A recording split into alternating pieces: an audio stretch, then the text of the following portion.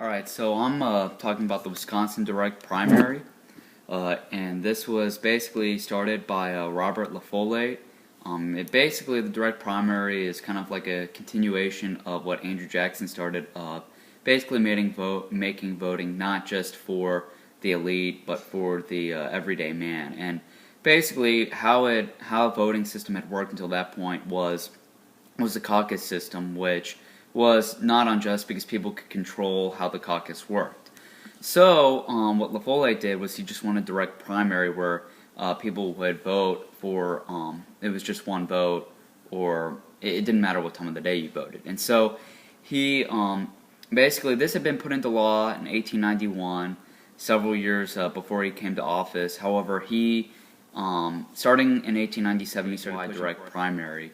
In 1901, his opponents, the stalwarts in him, had a deadlock for the primary, or for basically over this decision. And again, in 1903, they had a deadlock. But finally, in 1904, at the Republican convention, him and his other supporters basically grabbed the stage and controlled the Republican primary and basically kind of ushered in the direct primary in Wisconsin. That's kind of how we have the direct primary now instead of the caucus system.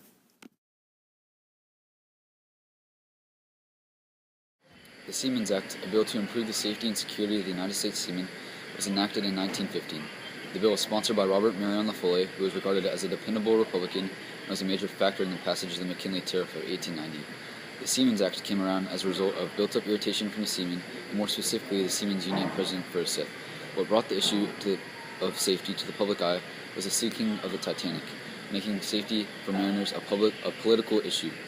The provisions for the act included to abolish imprisonment for desertion, reduce penalties for disobedience, regulate working hours, establish a minimum quality of rations supplied to the seamen, regulate the payment of wages to seamen, set safety requirements including the provision of lifeboats, require a minimum percentage of the seamen aboard a vessel to be able qualified seamen, require at least 75% of the seamen aboard a vessel to understand the language spoken by the officers. While the shipworkers were more content with their safety, the ship owners, specifically shipping companies, didn't particularly like the act because it raised freight rates or because of the cost to maintain a sailor's wage, or to pay the sailors the new higher wage.